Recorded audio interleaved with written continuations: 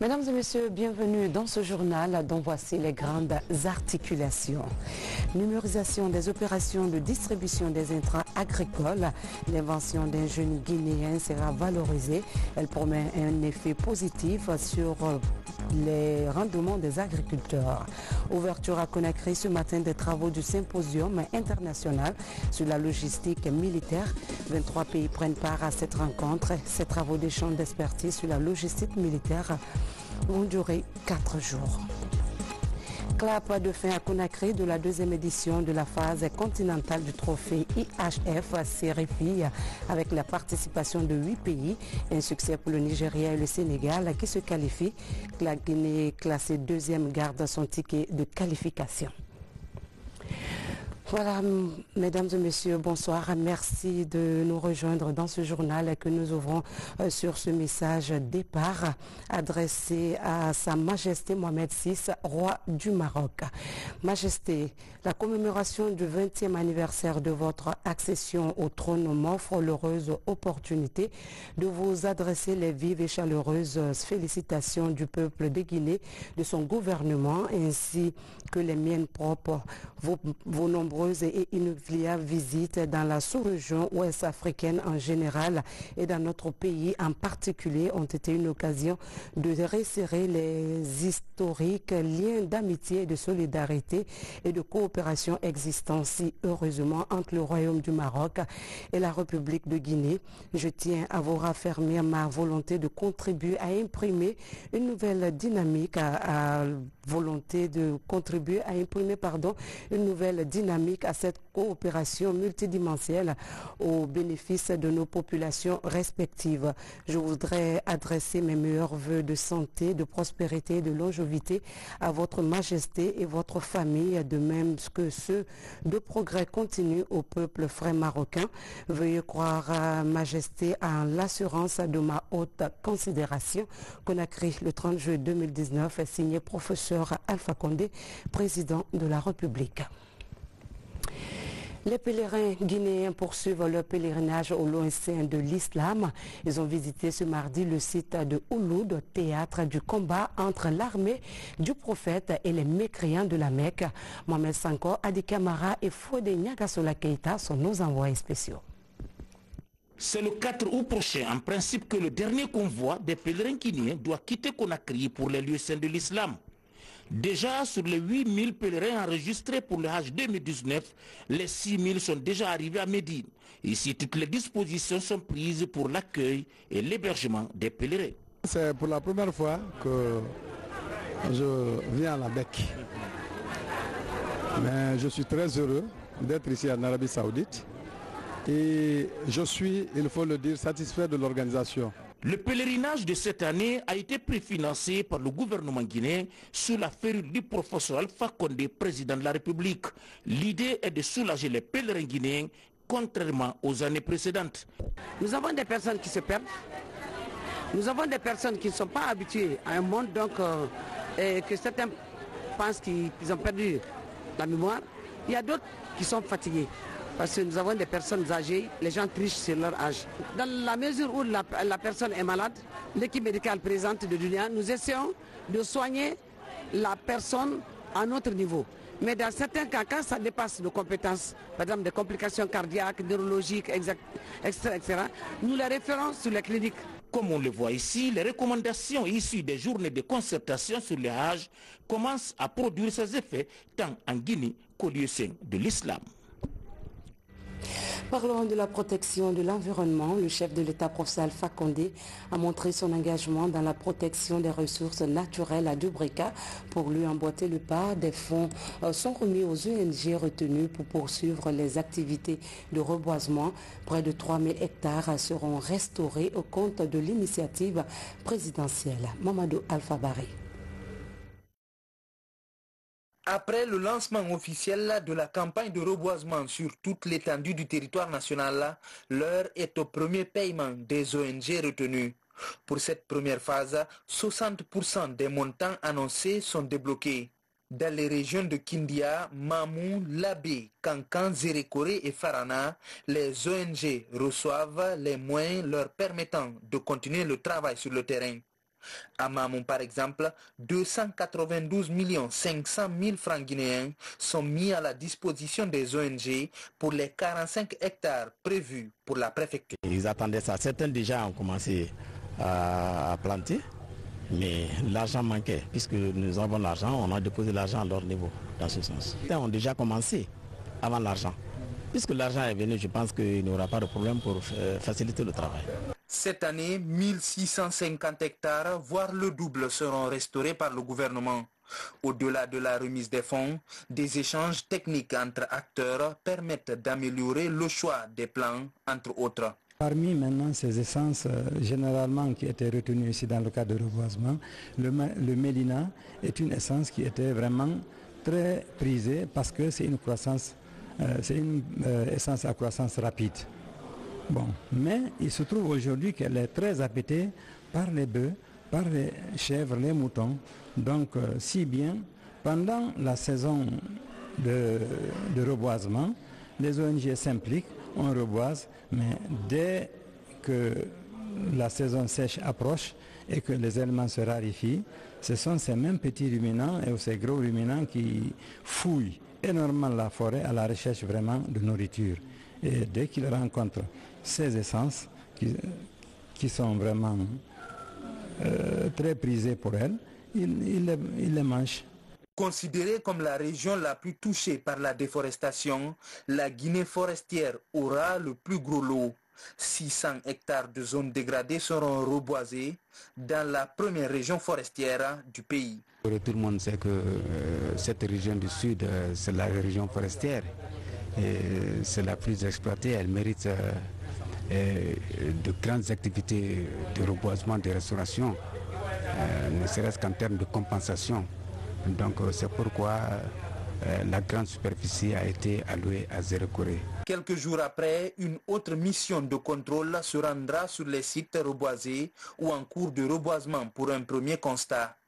Le paiement des 40% restants dépendra aussi des premiers résultats obtenus conformément au cahier de charge. Après ce reportage de Mamadou Alpha Baldé, on en vient à la coopération Guinée-Banque mondiale dans le domaine agricole. Une démarche de numérisation des opérations de distribution des intrants agricoles se met en place.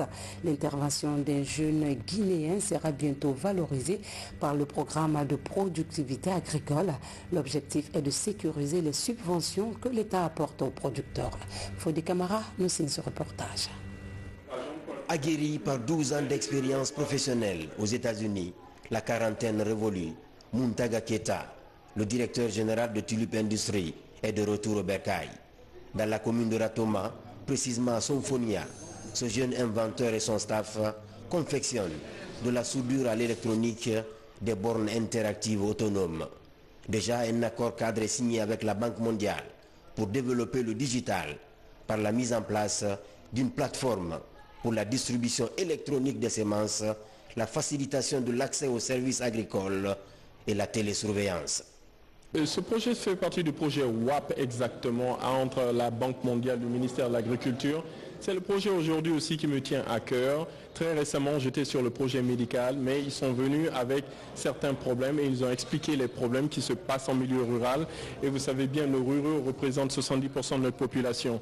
Alors immédiatement, Tulip s'est attelé en très peu de temps à trouver des solutions, mais des solutions durables, des solutions pérennes qui permettront aussi de générer des revenus plus tard. Le e-voucher permet par exemple aux cultivateurs de s'enregistrer très rapidement et de recevoir leurs intrants très rapidement, en fait de fluidifier tout le système mis en place chez les agriculteurs aussi.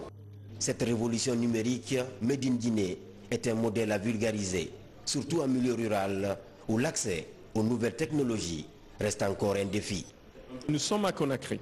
Conakry, c'est une ville où nous avons beaucoup plus de lettrés, d'accord, mais 70% de notre population est en milieu rural. Il faut penser à eux. Il faut penser à des systèmes en langue nationale aussi, dont le digital pour eux, à une borne commune, une borne qui permet à ceux qui n'ont pas de smartphone, ceux qui n'ont pas de laptop, ceux qui n'ont pas de tablette, d'aller sur cette borne publique et d'avoir un service public, d'avoir un service réel et dans la langue locale qu'ils choisissent, en Soussou, en Peul, en Malinké, en Guerzé, et nous allons ajouter encore beaucoup plus de langues de la forêt et d'autres langues dedans. Amorcé par le programme de productivité agricole en Afrique de l'Ouest du ministère de l'Agriculture, cette dynamique de digitalisation de l'agriculture s'affiche comme une solution durable, une solution qui valorise les compétences locales, dont l'ingéniosité sort des frontières guinéennes. Ça m'a fait grand plaisir de venir ici, de voir ce que Tulip a créé. Et quand même voir un projet et un produit d'autres technologies made in Africa. Quand même ça nous rend tous très fiers. Depuis l'avènement de la Troisième République, la modernisation de l'agriculture occupe une place de choix dans l'agenda du gouvernement. En plus de la distribution électronique des intrants par le système e-Voucher, une plateforme innovante permet aujourd'hui de faciliter la mécanisation agricole. En cette période de grande pluie, plusieurs points de la voirie de la capitale Conakry annoncent des signes de dégradation très poussés. Pour corriger ces imperfections, une mission de contrôle du département en charge des travaux publics sillonne les chantiers. Ansoumane Toumani Camara. Première étape de cette visite de terrain, le rond-point de kilomètre 36. Mise en usage provisoire il y a seulement quelques mois, cette autre voie d'accès de la capitale est totalement dégradée aujourd'hui. Les couches de bitume de la chaussée ont cédé la place à la boue et aux trous. Un constat amer pour le ministre des Travaux publics. Je dois avouer que nous ne sommes absolument pas du tout satisfaits de ce qui a été fait. Donc nous allons convoquer l'entreprise dès demain pour une réunion de travail pour voir exactement ce qui n'a pas marché, la mission de contrôle qui était sur le terrain, la situation de la mission de contrôle pour le suivi, parce que c'est la garantie ou la qualité du travail effectué est assurée par cette mission de contrôle. Nous n'allons pas accepter que des millions de dollars, des milliards soient déboursés et que les routes qui sont réparées ne tiennent pas. Partout où les travaux ont été faits et l'on constate des dégradations, nous allons tout de suite, et l'entreprise et la mission de contrôle, les convoquer pour justement tirer au clair ce qui n'a pas marché, ce qui ne va pas. Le ministre des Travaux publics s'est par la suite rendu sur l'éternel chantier de la route Symphonia-Kagbele. Ici aussi, les dégradations précoces sont visibles avant même la fin des travaux. Au niveau de ce giratoire-là, on n'a pas fini la dernière couche. La couche de roulement, c'est elle qui va supporter réellement le trafic, l'agression des roues. C'est celle qui n'est pas faite. Donc si ça tourne sur celle-ci, la couche de base actuellement qui est en grave bitume, c'est ça qu'il y a des dégradations qu'on va réparer parce que avec les grandes pluies, on ne peut plus appliquer pour le moment les arrobés. L'autre problématique de la circulation routière à Conakry demeure la valorisation des routes secondaires pour désengorger les voies principales. Dans la commune de Matoto, parmi ces routes secondaires figure celle qui relie la T4 à la T5 via Wanindara. Et pour améliorer la fluidité de la circulation, le ministre des Travaux publics ordonne la réfection imminente de ce tronçon entre les transversales 4 et 5. Le Premier ministre, chef du gouvernement, était récemment dans la préfecture de Forêt-Caria où il a procédé au lancement des travaux d'une série d'infrastructures. Occasion pour Dr Ibrahima Kassory Fofana d'échanger avec les populations rurales des zones visitées qui adhèrent à cette initiative présidentielle. Ousmane Bangora.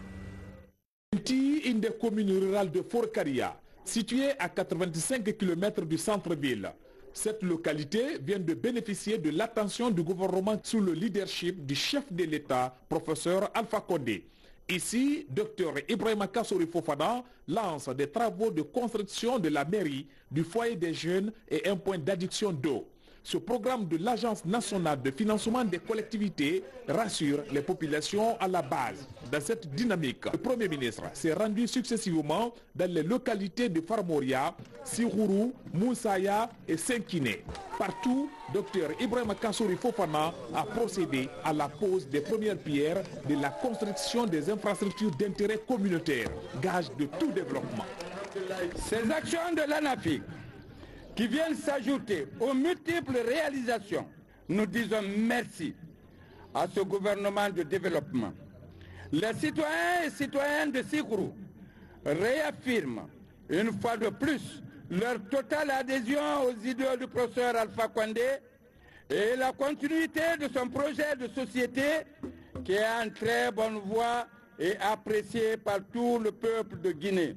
Au jour d'aujourd'hui, tous nos districts et même certains secteurs sont dotés d'infrastructures scolaires, dont la dernière en date à l'extension du lycée-collège réalisé en 2018 par le PACV 3 à Moussaya Centre. Ici, sous les pieds du mont Benna, malgré la forte pluie qui s'est abattue sur Forcaria, les populations sont sorties massivement pour exprimer leur adhésion au programme de l'Agence nationale de financement des collectivités. L'institutionnalisation d'un mécanisme durable de financement des collectivités par le gouvernement et spécialement par le professeur Alpha Condé est la base pour la décentralisation et le développement local. On a transféré des compétences aux collectivités.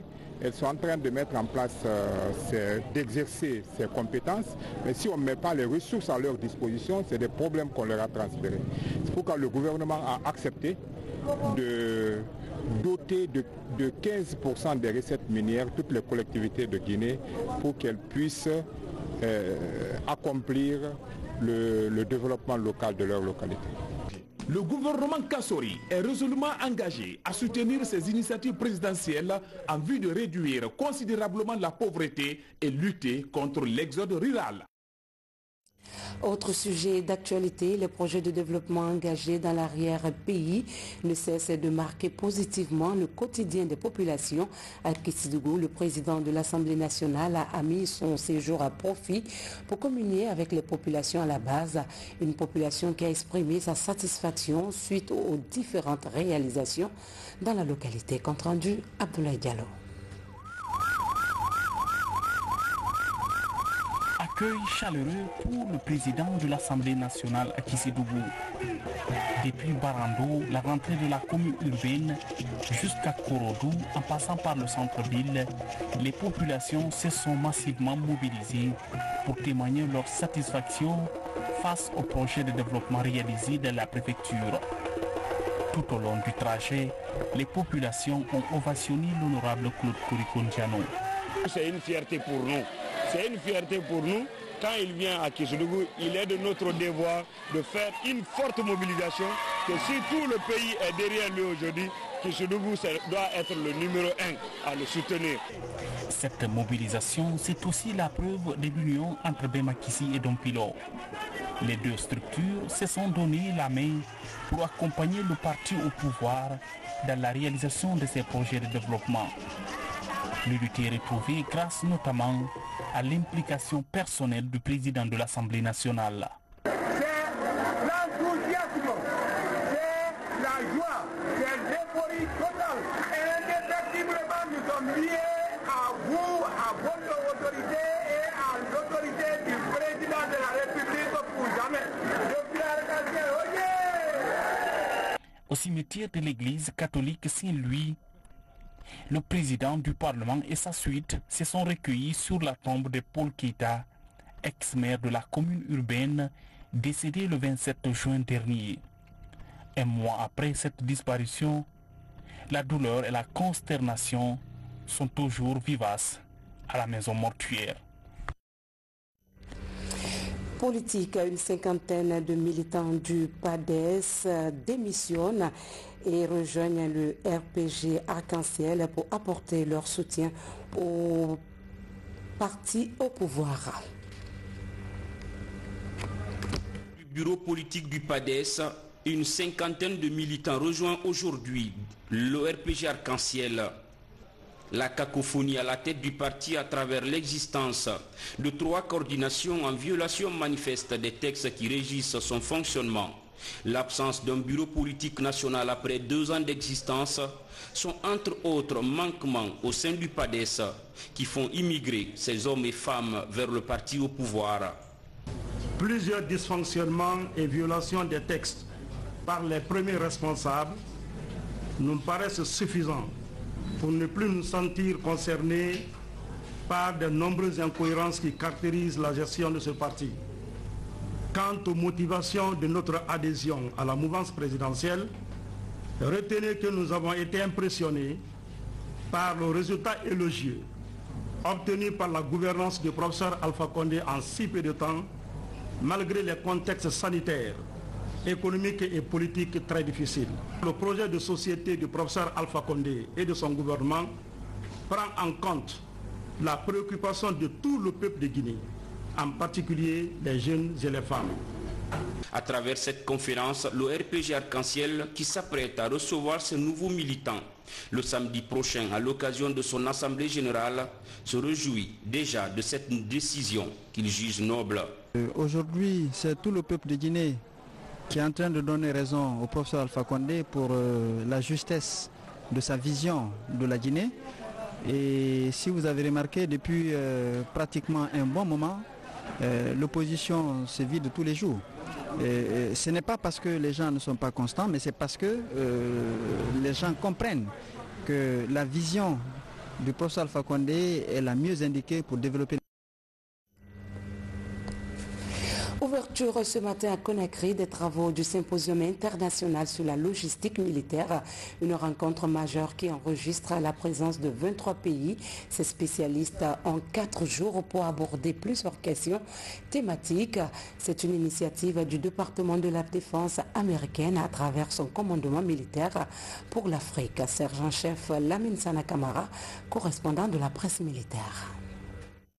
La Guinée accueille le symposium logistique multilatéral avec pour thème principal le métier de logistique. L'événement réunit les leaders seniors des armées africaines en la matière, venus de 23 pays dont la Guinée. Il est organisé par le département de la défense américain à travers son commandement militaire pour l'Afrique, AFRICOM. Les États-Unis sont déterminés à travailler avec les partenaires africains pour assurer la sécurité régionale. En Guinée, nous avons insisté pour la formation et l'équipement des forces de maintien de la paix guinéenne servant au Mali, former le groupement des forces spéciales nouvellement créées, soutenir la marine guinéenne, renforcer les services de santé dans le domaine de la biosécurité et enfin engager des fonds pour l'éducation et la formation d'officiers de l'armée guinéenne dans l'institution militaire américaine aux États-Unis. Cet événement se tient au moment où de nombreux défis sécuritaires se posent aux nations du monde et celles de l'Afrique en particulier, d'où la nécessité pour les États-Unis de voler au secours des pays africains. La mutualisation des efforts à travers la coopération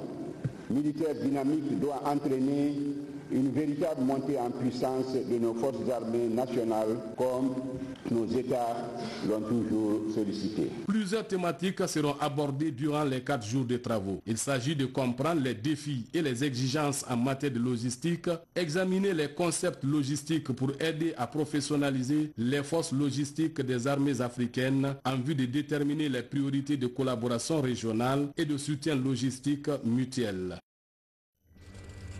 Dans le même dossier, sécurisation des frontières, la question fait aussi l'objet d'une formation des agents de sécurité basés à l'aéroport de Conakry et dans d'autres frontières du pays.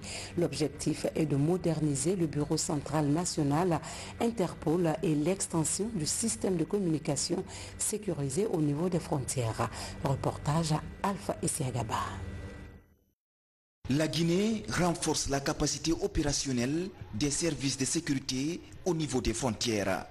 Plusieurs personnes issues des services de sécurité du pays apprennent des techniques de lutte contre la cybercriminalité, le trafic des migrants, le blanchiment des capitaux, la prolifération des armes légères et des petits calibres. La modernisation du BCN ainsi que l'extension du système de communication sécurisé I-24/7 aux frontières importantes et aux autres services avec l'application de la loi sont des acquis majeurs dans notre lutte quotidienne contre le crime. Cette rencontre s'inscrit dans le cadre du programme d'appui à la réforme du secteur de sécurité. La formation des agents chargés de faire appliquer la loi dans les frontières et leur équipement est un autre volet du projet. Depuis son lancement, de nombreuses réformes sont intervenues dans le secteur. Ce projet vient renforcer nos capacités d'intervention, de renseignement, d'analyse, mais aussi de réaction rapide à toute situation criminelle pouvant se passer à nos frontières, car nous savons aujourd'hui que la sous-région est agitée par des menaces terroristes, des activités de clandestins, de migrants et d'autres tares qui préoccupent toute la communauté internationale. La formation des agents de sécurité aéroportuaire est assurée par l'Organisation internationale de la police criminelle. Elle va permettre aux services de sécurité de pouvoir barrer la route aux faussaires et lutter considérablement contre la criminalité transfrontalière. Et puis cette décision de la chancellerie sur la décence des vêtements des femmes en milieu professionnel, le dress code de ce département est de s'habiller de façon adéquate et certainement pas de manière provocante. Cette mesure verbale du garde des Sceaux est cependant bien appréciée par certains travailleurs au sein du département de la justice qui voient par ce geste une opportunité de retour aux valeurs culturelles. Tcherno Younoussaba. Le port de certains habits est-il interdit à la chancellerie ou au siège du ministère de la Justice? La réponse est oui. La mesure met en cause une catégorie d'habillement comme des pantalons collants qui mettent en évidence les rondeurs féminines. Les mini-jupes, les décolletés et autres accoutrements indécents sont inadmissibles depuis juin dernier. Cette mesure interne du ministre de la Justice exige de ses collaboratrices des accoutrements respectueux de nos mœurs. Il n'a pas parlé de pantalon. Il a parlé juste des collants qui exposent complètement la nudité de la femme. Donc c'est ce qu'il a fustigé et il a interdit dans ce ministère. La façon dont certaines femmes sont habillées dans les bureaux, cela ne l'a pas convaincu. C'est à ce sujet qu'il en a parlé. Il a parlé sans vraiment prendre un acte quand même officiel par rapport à ça. Cette consigne administrative semble bien porter fruit, car au ministère, plus de la moitié des femmes rencontrées sont en tenue africaine. C'est le cas de Mme Souadou Diallo, une dame qui salue d'ailleurs la mesure. Cela a été une bonne chose, cette interdiction, parce que quand une femme s'habille avec des pantalons serrés, avec des bodys qui ressortent les seins, vraiment c'est dérangeant.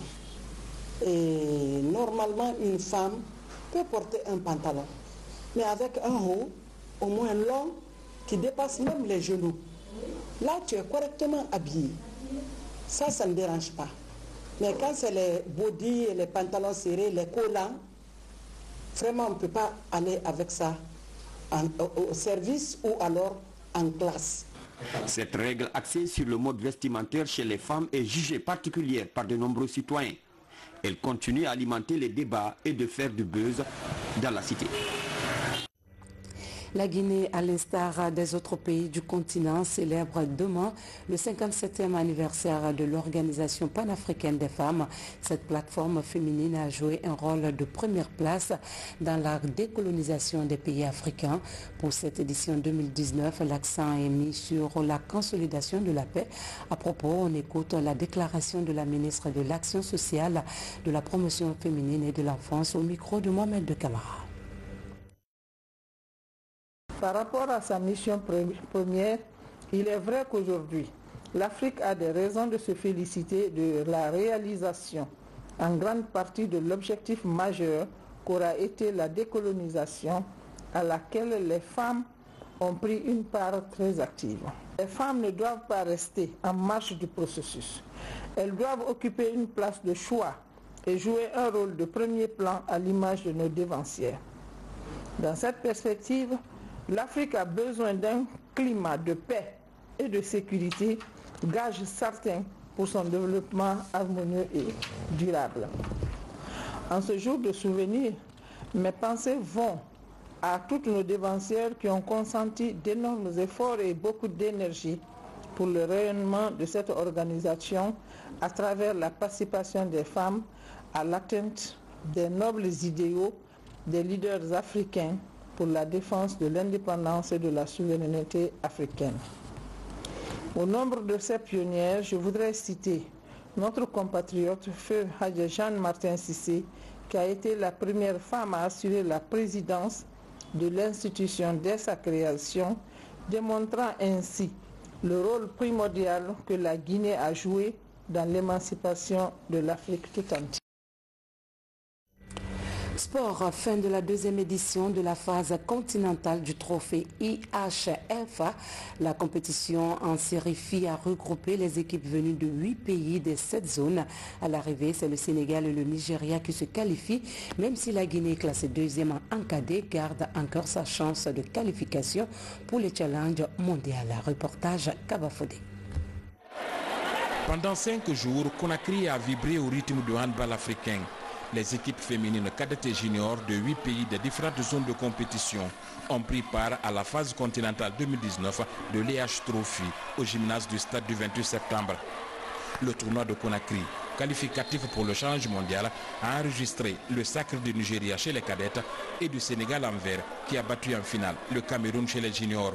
On savait que c'est une équipe qui jouait beaucoup sur l'agressivité, sur les duels, avec une certaine rapidité dans le jeu. Alors, avec un métronome. Et lorsqu'on a réussi à mettre de côté le métronome, alors les autres n'ont pas pu suivre le jeu. Ce qui fait qu'on les a attendus en bas en défense et on a profité de leur perte à balle pour aller rapidement en attaque. Comme dans toute compétition, il y a toujours dans un match un vainqueur et un vaincu. Donc les deux équipes sont deux bonnes équipes. Elles se sont neutralisées et à la dernière seconde on a perdu le match. Je félicite le Sénégal qui a gagné le match. Ces deux vainqueurs, au terme des résultats sur le terrain, devront représenter l'Afrique, sauf que le Nigeria risque de se faire éliminer au profit de la Guinée, classée deuxième pour fraude sur l'âge de 3 joueuses. Une opportunité pour la zone 2 qui devra présenter 2 équipes. C'est une équipe que l'équipe de Guinée connaît très bien. Ça fait combien d'années on joue. Nous, on les a battus en cadet pour se retrouver à cette catégorie en phase continentale. Et ils ont battu en junior en finale.